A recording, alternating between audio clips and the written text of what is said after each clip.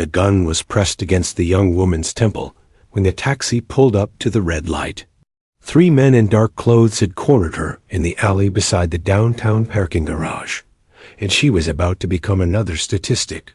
That's when 65-year-old Eddie Santos, who'd been driving nights for 12 years, saw what was happening and made a decision that would remind everyone that some guardian angels drive yellow cabs. Welcome to the Untold Stories. Before we begin this incredible story of hidden courage and unexpected heroism, tell me in the comments, what city are you watching from today? And if you believe that heroes can be found driving the night shift, working the streets that others fear, hit that subscribe button. Sometimes the most dangerous protectors are the ones who blend into the shadows, watching over us when we least expect it. Eddie Santos had been invisible for 12 years.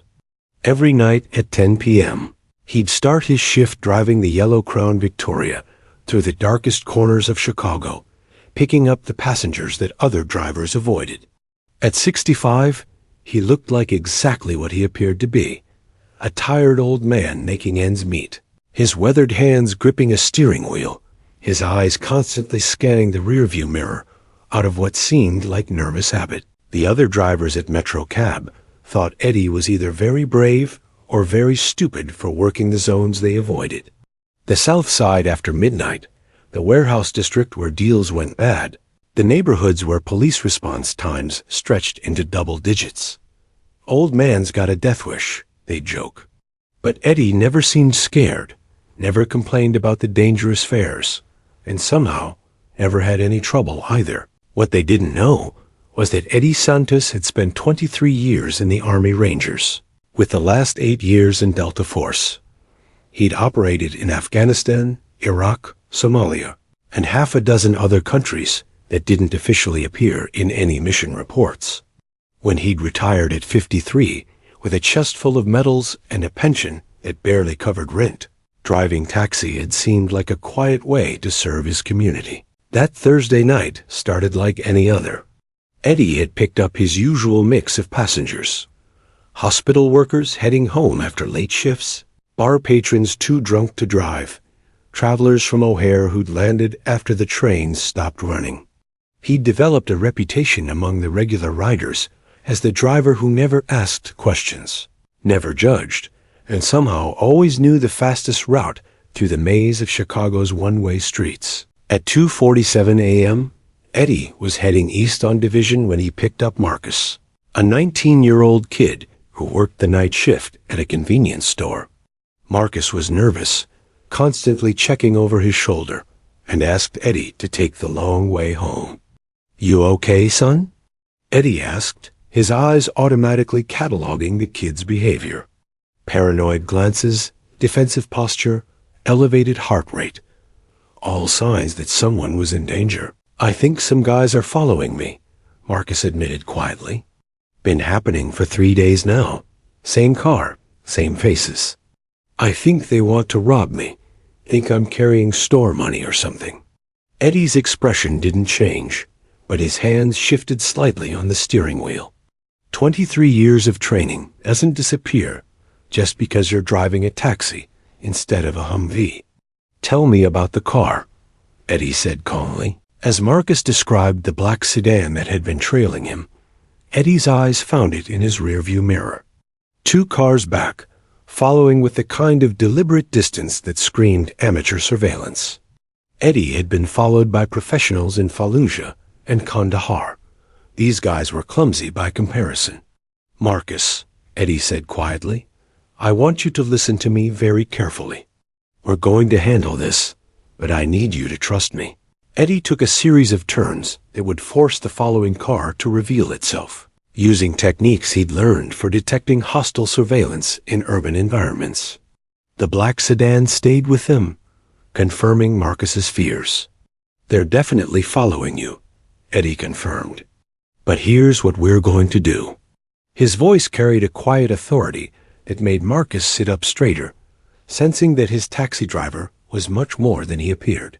Instead of driving to Marcus's apartment where the kid would be vulnerable, Eddie headed toward the police station. But the black sedan accelerated, trying to force them toward a darker part of the city where they'd have more control. Eddie recognized the tactic immediately. It was a classic boxing maneuver designed to isolate the target. "Hold on," he told Marcus, and suddenly the tired old taxi driver was gone, replaced by someone else entirely. Eddie executed a series of evasive driving maneuvers that would have impressed his old Delta Force instructors. The Crown Victoria might have been old, but Eddie knew how to use its weight and acceleration to his advantage. He cut through narrow alleys, used one-way streets to break contact, and employed counter-surveillance routes that turned the hunters into the hunted. Marcus gripped the door handle, amazed at the transformation of his elderly driver. "Who are you?" Marcus asked as Eddie smoothly navigated through a series of turns that left the black sedan stuck behind a delivery truck. Eddie glanced at him in the rearview mirror. "Just a guy who's been around long enough to recognize trouble," he said. But his driving told a different story. This was someone with serious tactical training, someone who understood urban warfare and vehicle operations at a professional level. The black sedan had fallen back, but Eddie knew they weren't safe yet. These weren't random criminals. They were too organized, too persistent. "Marcus, I need you to think carefully. Is there anything about your job, your family, anything that might make you a target for something more than a simple robbery?" The kid shook his head, but Eddie's instincts told him there was more to this story than a convenience store worker being followed. That's when Eddie's radio crackled with an emergency dispatch. "All units, be advised, armed robbery in progress at 1247 West Division. 3 suspects, hostage situation." Eddie's blood went cold. That was Marcus's store, and the timing was no coincidence. They weren't following you to rob you, Eddie realized. They were following you to learn your schedule. Someone wanted to know when the store would be vulnerable. Marcus's face went pale. "My sister," Marcus whispered. "She closes the store on Thursdays when I'm off. She's there right now." Eddie was already turning the cab around, his mind shifting into the tactical mode he'd thought he'd left behind forever. "Call 911. Tell them you have information about the robbery in progress," he instructed. "But first, tell me everything about the store layout, security cameras, where your sister would be positioned."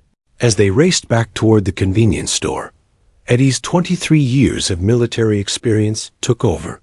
He questioned Marcus about entry points, sight lines, potential cover positions, and escape routes with the methodical precision of someone planning a tactical operation. Marcus answered automatically, still stunned by the transformation of his mild-mannered taxi driver into someone who clearly knew about violence and strategy. They arrived at the store to find police cars already surrounding the building, but Eddie could see immediately that the officers were taking a defensive position rather than planning an assault. The store's large windows made it impossible to approach without being seen, and the robbers inside had a clear view of all possible entry points. Eddie parked the taxi a block away and studied the situation with eyes that had analyzed similar scenarios in war zones. "The police are going to wait them out," Eddie said, watching the tactical team set up their perimeter. "That's the right call usually, but if your sister is in there, time isn't on our side. These guys have been planning this for days. They're not amateurs, and they're not going to surrender quietly." Marcus looked at him desperately. "What can we do? We're just civilians." Eddie was quiet for a moment, weighing options and consequences. "Marcus, I need you to do exactly what I tell you," Eddie said, his voice carrying the kind of absolute authority that comes from leading men in combat. "Walk over to that police sergeant and tell him you're the brother of the hostage inside. Tell him you know the store layout and offer to help. While you're talking to him, I'm going to position myself where I can be useful if things go bad." Marcus nodded, trusting this stranger completely. While Marcus approached the police, Eddie moved with the practiced stealth of someone who'd spent years infiltrating hostile territory. He positioned himself near the store's rear entrance, using shadows and parked cars for concealment. His taxi driver appearance was perfect camouflage. Nobody paid attention to an old man in a work shirt and baseball cap. But Eddie's eyes were cataloging every detail, every potential advantage. Through the store windows, Eddie could see 3 armed men holding Marcus's sister and 2 customers hostage. The robbers were agitated, arguing among themselves, and Eddie recognized the signs of a plan falling apart. These weren't professional criminals. They were desperate and unpredictable, which made them even more dangerous. He keyed his radio to the police frequency, using protocols he remembered from joint operations. "Command, this is an observer at your 6 o'clock position." Eddie radioed using his old call sign without thinking. "I have visual on 3 suspects, 4 hostages. Suspects appear to be under stress, elevated voices, erratic movement patterns. Recommend caution on any direct approach." The police radio went quiet for a moment before a voice responded. "Observer, identify yourself. Are you law enforcement?" Eddie hesitated before answering. "Negative, command. Civilian with relevant experience. I'm positioned to assist if needed." Eddie didn't elaborate on what relevant experience meant, but his professional terminology and tactical awareness had clearly caught the attention of the command post. Through his radio, he could hear the incident commander conferring with someone, probably trying to figure out who this mysterious civilian observer was and whether to trust his information. The situation inside the store was deteriorating rapidly. One of the robbers had become increasingly agitated, waving his gun and shouting at the hostages. Eddie could see that the man was high on something, probably methamphetamine, based on his erratic behavior and rapid movements. Drug-fueled criminals were unpredictable and prone to violence, and Eddie knew that negotiation tactics that worked on rational people often failed with addicts. "Command, suspect number 2 is showing signs of drug impairment," Eddie reported. "Recommend expedited resolution before chemical enhancers lead to violence against hostages." Even as he spoke, Eddie was moving closer to the store, using his taxi driver appearance to blend with the crowd of onlookers. Nobody questioned the presence of an elderly man who looked like any other concerned citizen watching the drama unfold. That's when the situation exploded. The agitated robber suddenly grabbed Marcus's sister and pressed his gun to her head, screaming demands at the police officers. Eddie could see the terror in the young woman's eyes, and something inside him snapped. For 12 years, he'd been content to drive his taxi and serve his community quietly. But watching an innocent person face death brought back every protective instinct he'd ever developed. Without hesitation, Eddie moved toward the store's rear entrance. Years of military training had taught him that sometimes the difference between life and death was measured in seconds, and formal procedures could cost lives. He'd operated in situations where rules of engagement were suggestions, and the only law was survival. The back door was locked, but Eddie had learned lockpicking skills that weren't part of any civilian curriculum. Eddie slipped into the store's storage area with the silent efficiency of someone who'd infiltrated hostile buildings in Afghanistan and Iraq. The robbers were focused on the police outside, giving him precious seconds to assess the situation from inside. 3 armed men, 4 hostages, limited sight lines, multiple potential casualties. It was the kind of scenario he'd trained for hundreds of times, but this time the stakes were personal. Moving with practiced stealth, Eddie positioned himself where he could see all 3 robbers. The one holding Marcus's sister was clearly the leader, but he was also the most unstable. The other 2 were nervous, but following orders. Eddie's tactical assessment was that if he could neutralize the leader quickly, the others might surrender rather than fight. It was a calculated risk, but sometimes calculated risks were the only option available. Eddie's radio crackled softly in his ear. "Observer, we show movement inside the store. Confirm your position." He keyed the radio once for yes, using the silent communication protocol he'd learned in special operations. The incident commander would understand that someone was inside. But Eddie couldn't risk verbal communication that might alert the robbers to his presence.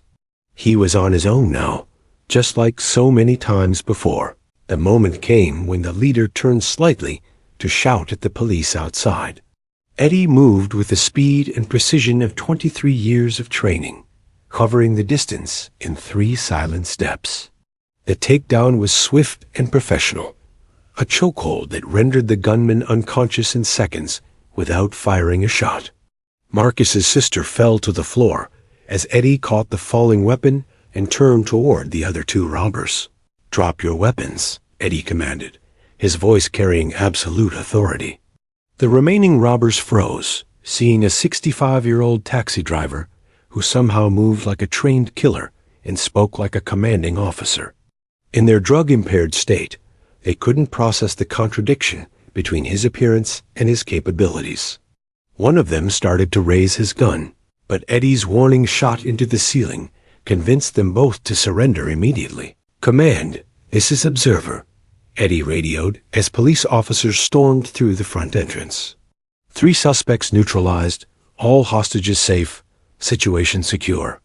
The SWAT team found Eddie kneeling beside Marcus's sister, checking her for injuries with the practiced efficiency of someone who provided medical care on battlefields. She was shaken but unharmed, staring at the taxi driver who just saved her life with professional combat skills. Detective Maria Rodriguez was the first to question Eddie after the situation was secured. "Mr. Santos," she said, reading from his taxi license, "that was some pretty impressive work in there. Where exactly did you learn those techniques?" Eddie looked at the young detective and saw the same curiosity he'd been deflecting for 12 years. "Army," he said simply. "A long time ago." But Rodriguez wasn't satisfied with that answer. "Army doesn't teach lockpicking and room clearance to regular soldiers," Rodriguez pressed. "And your radio discipline was special operations level. Who were you really?"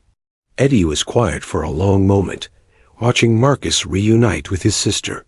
Finally, he pulled out his wallet and handed Rodriguez a faded military ID card. Her eyes widened as she read the unit designation: 1st Special Forces Operational Detachment Delta. Delta Force. Word spread quickly through the police department that the mysterious civilian who'd ended the hostage situation was a former Delta Force operator. Officers who'd initially been skeptical of his involvement now looked at Eddie with newfound respect. "Why didn't you tell us who you were?" Rodriguez asked. Eddie shrugged. "Didn't seem relevant. I'm just a taxi driver now. Sometimes the old skills come in handy, but I prefer to keep things quiet." Marcus approached Eddie as the scene was being cleared, his sister beside him. "I don't know how to thank you," the young man said. "You saved both our lives tonight." Eddie looked at the siblings, thinking about the randomness of violence and the importance of being in the right place at the right time. "Just doing my job," he said. "Taking care of passengers is what taxi drivers do." But they all knew it had been much more than that. The local news picked up the story, but Eddie declined all interviews. "Taxi driver foils armed robbery" was the headline, but the reporters couldn't get Eddie to discuss his military background or explain his tactics. He preferred to remain invisible, just another night shift worker keeping the city safe. The other drivers at Metrocab looked at him differently now, but Eddie continued his routine as if nothing had changed. Detective Rodriguez made it her mission to learn more about Eddie's background. What she discovered was a service record that read like an adventure novel: 3 Bronze Stars, 2 Purple Hearts, classified operations across multiple combat zones, and commendations from generals whose names appeared in history books. Eddie Santos wasn't just a former soldier. He was a legend who'd chosen to disappear into civilian life. Have you ever been helped by someone whose past was far more extraordinary than you realized? Share your story in the comments and tell us what city you're watching from today. 6 months after the robbery, Marcus started working part-time for Metrocab, specifically requesting to work shifts with Eddie. "I want to learn from him," he told the dispatcher. Eddie became an unofficial mentor, teaching Marcus about situational awareness and urban survival skills. Eddie Santos never wanted recognition for his military service or his actions that night. He just wanted to serve his community quietly, using his skills to help people when they needed it most. But sometimes heroes drive yellow cabs, working the dangerous shifts that others avoid, watching over a city that never knows how much protection it really has. If this story moved you, subscribe to the Untold Stories. We find the warriors who never stopped serving. They just changed uniforms.